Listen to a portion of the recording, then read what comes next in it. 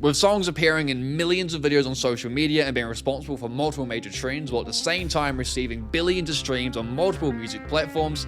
Charli XCX is everywhere. The Brat Summer is one of the most impressive success stories in modern music. An album that was not designed for commercial success and having a cover that makes every graphic designer squirm, Brat has become one of the most iconic albums that have come out of the 2020s thus far. Not just capturing, but holding the internet's attention in a way that we haven't seen an album do in a long time. The overall magnitude of the Brat explosion can make Charli XCX seem like an overnight success. However, that is far from the case. Not only can you find her in songwriting credits on many hit songs, but there's also a pre-existing collection of albums that's been growing for over a decade, and although these have now been Bratified for some time now, this collection already had a very strong fan base pre-Brat, and for me personally, has always intrigued me. And so in this video, we're going to listen to every single one, then rank them, and then see how wrong I am compared to the fan base.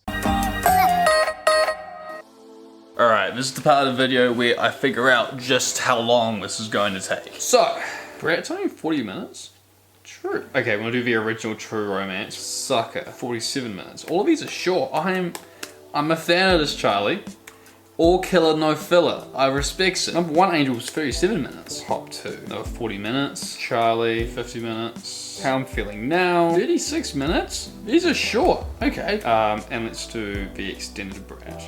49 minutes. So with a concise 8 albums, this is still going to take me just under 6 hours, which is still a considerable amount of time, but we've done worse in this series, so I'm not upset at that. Now, before I embark on this journey of music, I'm going to do a pre-rank, trying to predict how I'm going to rank these albums purely off the vibes. The only album I really have much insight to is Brat, because one doesn't just simply avoid Brat, and as someone who really enjoys, you know, electronic music, synths, tastefully used auto-tune, I feel like I'm gonna like this album. And so knowing that, let's just put it number 1, seems safe. The only other album I feel like I've heard anything about is Charli. I've heard good things, so I'm expecting good things. So number 2 feels right. After that is Pop 2, just because I like the name.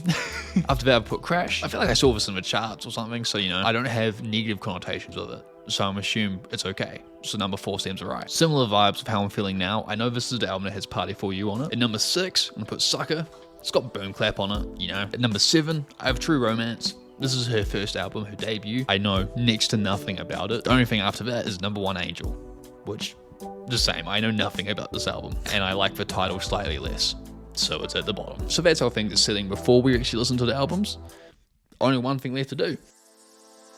Okay, I just finished listening to True Romance, and to say I'm impressed is an understatement, and I cannot express how excited I am to listen to the rest of these. That was so fun. I enjoyed that so much. Yeah.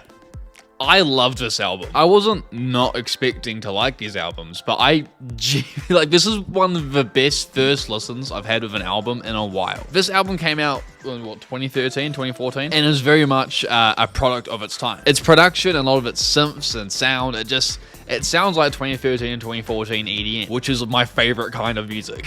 It sounds nostalgic without me knowing any of the songs. I believe it's You, Haha. That whole hook and like that, I think it's the riff, but it sounds like the highest quality version of a song that you'd find on Audio Library, which I feel like sounds like an insult, but I mean that with the most sincerity and as a compliment. I'm not saying it sounds like royalty-free music. I'm just saying like it's clearly inspired by the same things that those songs were. It's a better version of it, don't get me wrong, way more polished, way more atmosphere, way more personality.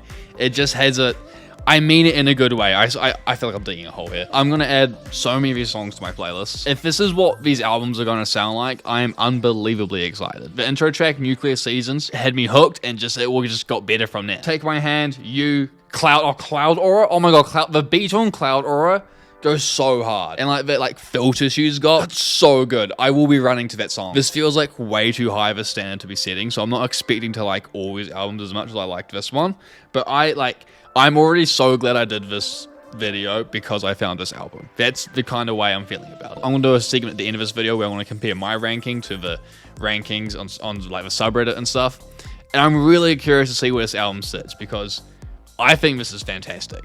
Anyways, I don't want to get too much, otherwise this video will be an hour and a half long. So next up is Sucker. Sucker! I don't like this one as much. A little disappointing, I won't lie. Was fun to hear Boom Clap again. still hits as hard as I remember it hitting. And the other hit was Break the Rules. You know, it's a fun song. I get it. Doing it also a fun song. Just overall, it feels like this was trying to be more of a pop album versus True Romance was being a authentically sounding album. And I almost want to say it was trying to be an EDM album, which I appreciate about that and missing that here. I have the added context of knowing more about Charli XCX's journey now and like how she feels about the music she's making, especially like how authentic Brat is supposedly, and this sounds nothing like Brat. Leads me to believe, and like you can kind of hear it, doesn't really feel like it's not that she doesn't want to be there, it feels like she's doing a job on this album more so than the other one. It feels like she's trying to make, you know, a pop album that's meant to chart. And look, I have respect for pop music and I enjoy pop music for what it is, but True Romance is just genuinely the music I actually like the most. I mean, there's a little bit of that sound here and I appreciate it for being here, but just, you know, if I'm comparing the two in contrast, it's just a worse album. I obviously know the switch gets remedied, at least by the time we get to Brat. I just hope it's by the next album. So I guess I'll stop being negative and let's go find out.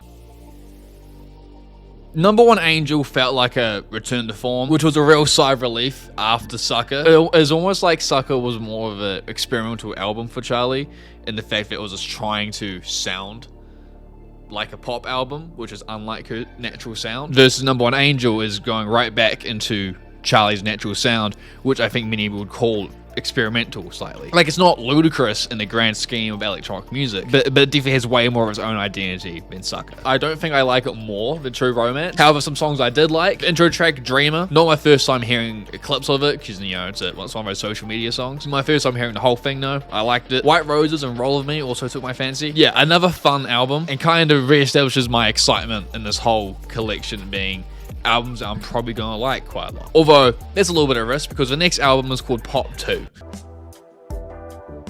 Thankfully, Pop 2 did not fall into the trap of just sounding like a standard pop album. Not that I really thought that was a risk. It felt like as a kind of satirical title, but hey, this was another strong album. Once again, very dancey production, so many synths, great vocoder use. Look, I don't want to say the same thing to every album, but at a point, one has to recognize and respect the consistency. I felt like this had a way more stacked feature list as well. You know, names like Tove Lo, Carly Rae Jepsen, Caroline Polachek. I don't quite know how to say that last name, but one of the best voices in the game. There's also tracks on here like Porsche and Unlock It, which are songs that I've heard many times before, not on full completion, but, you know, clips on social media, that I totally forgot were by Charli XCX. These are by no means her best songs or her strongest work, but they are pretty iconic. And they are for a reason. They are very airwormy. I wonder where tracks like that sit in the community. I feel like it would either be cult classic favorite or fan base's least favorite. No in between on that one. Anyways, again, I don't want to sound like a broken record. A great album.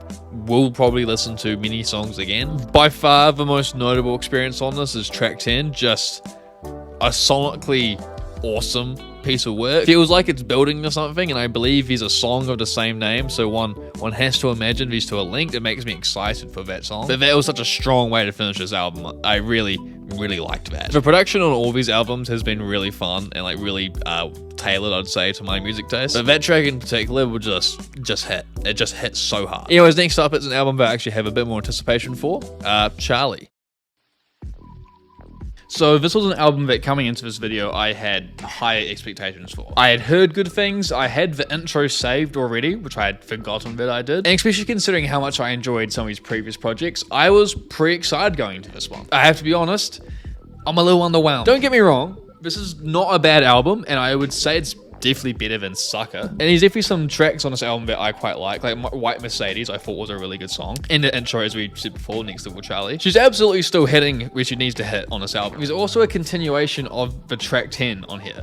The whole Blame It On Your Love hook is expanded. Well, it's already kind of a full song, but there's a song on here called Blame It On Your Love. I obviously really enjoyed track 10, and it felt like it was if building to something, and I'm like, oh, this is where it was building to. Then I saw the featuring Lizzo, and I was like, ooh. I don't hate Lizzo by any means. I have enjoyed her music in the past. I just find that she's an inconsistent, at best, artist, in my opinion. And look, she isn't bad on the song. I don't think she needs to be there. And look, the hook that it shares with track 10, the chorus, is still good. You know, this song doesn't ruin it by any means. It just isn't as good as track 10. And I think that sentiment really covers how I feel about this album. Charli has good moments on this album. She's just done them better on her other projects. Like, this album isn't a mess by any means. You know, I'm looking at the track list. A track like Official is a really cute song. That was a song that I was like, oh, the songwriting is good on this. In fact, that's something I can give this album, is that I feel like the songwriting took a step up. But speaking of Official, the song after that, Shake It, probably the worst song I've heard thus far from her. The only time I skipped a track, I got maybe 2/3 through, and I went, I think I get it. Also, I believe this is the first album that has Troye Sivan. Troye just works so well with Charli. They work so well together. Really enjoyed their moments on this album. He's on a couple of these tracks. Overall, I wasn't walking away from this album like, yeah, that's the best one. It's good. She's just been better. This album, the production on this album feels really different. It's still definitely in the Charli XCX style, like it doesn't feel alien, but the sound is very different. I think the best way I can summarize it is that if, say, the electronic sound she's had going in the other project sounded more like a Martin Garrix, more typical sounding EDM. But this album sounds like a Flume album. Just super interesting sounds. I feel way more identity than the other projects I've had. With that being said, I think I still gravitated to more songs on other albums. However, Party For You, fantastic, as good as I was hoping it would be. The way she uses auto-tune and vocoding is just so good, and it's at full effect on a song. Visions, Enemy, and 7 Years were other tracks I remember liking as well. Overall, an album that really stands apart in the collection in a good way. It's another one where I don't know where it's really going to sit in the ranking, but it's a very enjoyable project nevertheless. Okay, cool. I'm about to crash into... I like this one. Ooh, I like this one. This was not an album I came into this experience having expectations for. I hadn't heard bad things about it, but I hadn't necessarily heard great things. Or I heard like a neutral opinion, I guess. But I rocked this album. The intro track already just has such a groove to it. Crash, New Shapes, Big Few, and Move Me were some particular songs that I enjoyed. But I also found similarly to the Charli album, this was one of those projects that she's done that has a noticeably higher level of songwriting, I feel. Not that it's normally bad, it's just she feels like she's in her pocket. I absolutely will be listening to a lot of these songs for a while. They're going into playlists. It also did, she did also revert back to her, you know, as I said, the other projects sound more like a Flume album. This is if you more back to her regular style, which, again, I liked the Flumey sounding sound. I am glad she came back. It's on New Shapes in particular. There's like the synth that comes in. That's the dopamine hit. It's so real. Greatly enjoyed this one. And last but certainly not least, we have. Oh, you can't even see that I've got a green shirt on. I tried to be cute and be on brand, but I've only got a dark shirt. And you can't tell that it's green. Anyways, I've now listened to Brat. I listened to the extended version, the remix version. I've seen so many photo dumps for these songs on it, and I can absolutely say that the Brat experience is a good one. By all measurable metrics, this is a great Charli XCX album. I just don't know if it's her best album. Look, obviously I came into this thinking this was going to be my favorite. Yeah. Not what I was expecting. Don't get me wrong, bro. This album is very good. I have seen the Zane Lowe interview where Charli talks about how this is her most authentic album and the album where she really just did what she wanted to do and wasn't concerned about it being a commercial success. And it just happened to be a commercial success. And look, I do buy that. This absolutely doesn't sound like an album that was trying to be successful in the current pop landscape. But at the same time, I'm not really surprised that it was. And you can even see that in like the marketing campaign where that had at least at the start, a very minimal campaign. Like even look at the cover, right? But then that created such a strong identity, which although this was a very minimal campaign, it's one of the most effective that we've seen in a while. Like yes, other albums outsold Brat, but this color is going to be around for a while. Just an absolute masterclass in modern marketing. And look, all the hit songs make sense that they're hit songs. Apple, Von Dutch, 360, Guess, like, yeah, bangers. I get it. And still some very great written moments. The I Think About It All the Time track, that came out of nowhere. That hit me like a truck. I was not expecting that on here. But it was really well done. And the remix of Bon Iver as well, chef's kiss, incredible. Did not know I needed that collab in my life. And it feels very intentional and very funny to put 365 directly after that, considering the subject matter of the two tracks. But I think that's the point. And like, yes, this is absolutely a party album and an album about partying and other degenerate activities. But it's not like that's an uncommon theme in popular music. And unlike a lot of popular music, I feel like this was coming at it from an angle of like, not just trying to glorify the activity, but like, represent it for what it actually is. Like the idea of what party culture and like, you know, putting people in a room and like creating that scenario, what that actually is, and like psychology, is it what I'm trying to say? Like there absolutely is a philosophical side to all of this, and I feel like this album does touch on that in a good way. I just think it's a really fascinating album, but I just don't think it's the best. I'm sorry. Anyways, we need to rank these now. I don't know how at all I'm going to do this. I can see my camera battery's flashing, so I need to end this clip now. But let's rank these. All right. Now, before we do this album ranking, I want to give out some awards just for specific songs. First, we've got the best outro, being track 10. There's no competition. Although the best intro, I have gone with Crash, but 360 and Nuclear Seasons have a right to argue. The biggest vibe, it's You, haha. This is like the earworm I've picked up from this video. There's always one song that just sticks in my head, and it's this one. Best vocoder moment. It's 7 years, although Lightning has a case to make as well. A few songs have a case to make. She uses this instrument really well. Is it an instrument or a plugin? And the last one is the biggest surprise, which I want to give to Think About It All the Time. Was not expecting for a song like that to be on Brat, but I'm very glad it's there. But out of the way, let's rank the albums. But first, I think it'll be funny if we look at other rankings in the subreddit, just to get an idea where the general community is at. I'm a little nervous, I'm not gonna lie. I'm looking at my ranking, and ooh, okay. How I'm feeling now, Pop 2, Brat, Charli, Crash, True Romance, Number 1 Angel, and Sucker. Interesting. Okay. Brat, How I'm Feeling Now, Pop 2, Charli, True Romance, Number 1 Angel, Crash, Sucker. Okay. A lot of these people do have Brat at number 1. Also, Pop 2 ranks quite highly. Pop 2, a lot of people have Pop 2 as number 1 even. Okay. Oh, okay. You know what? The more I look at this, the more I think we should just get into my ranking. So let's do it. Although I do want to give an honorary mention to Vroom Vroom, the EP. It's not really fair to rank it against albums. I also didn't love it, so it would have been at the bottom anyways. But I think it's just a good place to mention it. Anyways, starting at the actual bottom, and it's good to see that this bit is a shared opinion, Sucker is at the bottom. Boom Clap can't save this album, unfortunately. It's not terrible, it's just not very good. Okay, next, and this is where it gets a little interesting, because next I have Pop 2.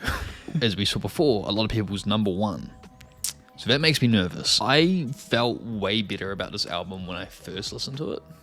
I want to say that was mostly because of track 10. Like, that outro is so good. I mean, that ending the album experience, it's just hard not to think it was great. And again, it's not a bad album, but like, I'm looking at this track list again, and I'm like, it's just nothing that's moving me to put it above the other albums. So, but the fact that it's a lot of people's number 1,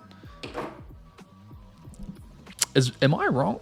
Yeah, okay, interesting. And because my next pick is probably also quite controversial, it's Charli. There is an argument to be made that my own expectations coming into this ruined this album, but I also had expectations for Brat, and I still quite liked Brat. But it just felt like a kind of unremarkable album for what it was trying to be. I feel like it could be an album that grows on you. At the same time, like, just listening to it compared to the other work, it just wasn't as strong as I thought it was going to be. You know, the more I look at this ranking, the more I just think that I might just be incorrect. Because next is Number 1 Angel, which is not an album that ranked highly with a lot of people. But I just think it's fun, you know? It's just good songs on it. I feel like it's got more to remember than Charli does, which might be a crazy take,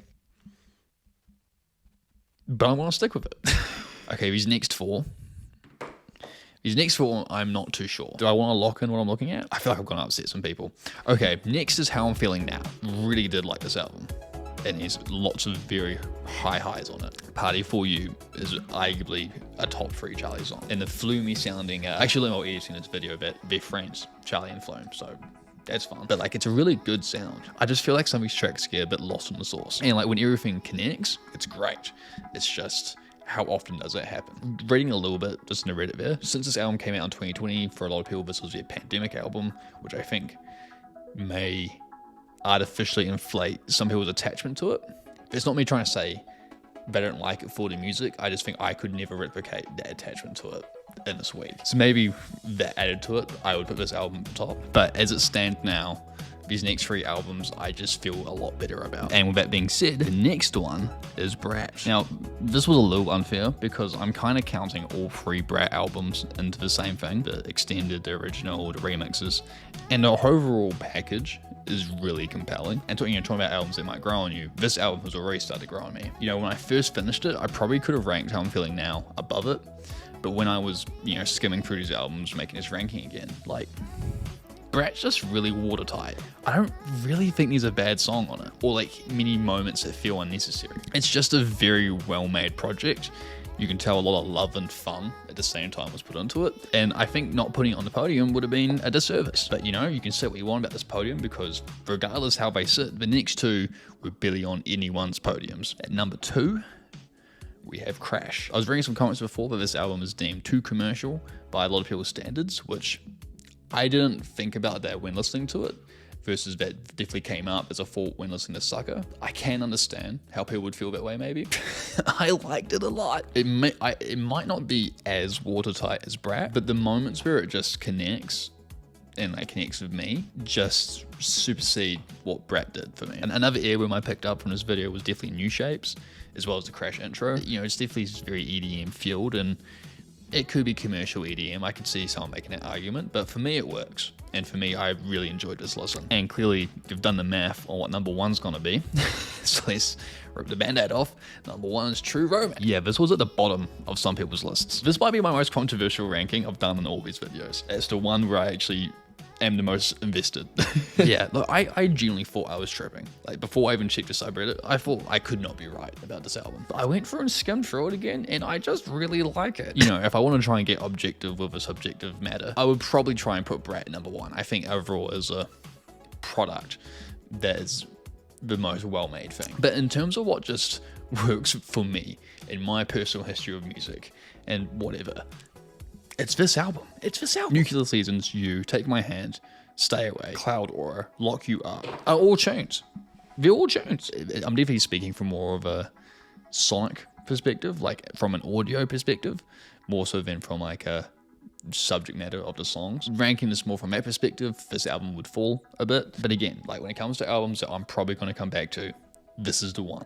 This is the one. And I just hope that you can forgive me. I also saw that apparently she might be releasing a new album soon. So I've either timed this video extremely poorly or extremely well. Depends how you look at things. But nevertheless, I'm very glad I did this. I really enjoyed this collection. It's a really solid discography of music. Charli XCX is absolutely not overhyped, and I hope she's able to maintain this level of success. I think she's good for the music industry. But I want to thank you for watching this video. I hope you enjoyed watching it as much as I enjoyed making it. Feel free to drop your rankings in the comments below, or just telling me why I'm wrong. I would appreciate the insight. But apart from that, I hope you're staying hydrated. That's pretty important. Once again, thank you for watching, and I'll catch you later. Bye.